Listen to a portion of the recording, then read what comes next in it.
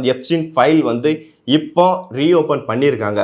அதை ஓப்பன் பண்ண கையெழுத்திட்டது அமெரிக்க அதிபர் டொனால்ட் ட்ரம்ப் அவர்கள் தான். அவர் ஜனவரி 30ஆம் தேதி அந்த ஃபைலை ஓப்பன் பண்ணதும் அதில் வெளிவந்த தகவல் தான் திடுக்கிடும் தகவலாக இருந்தது. எல்லாரையுமே குறிப்பாக உலக நாடுகளே புரட்டி போட்ட சம்பவமாக அது மாறிச்சு. அதுலேயும் குறிப்பாக நிறைய பேருடைய பெயர்கள் அதில் அடிபட்டது.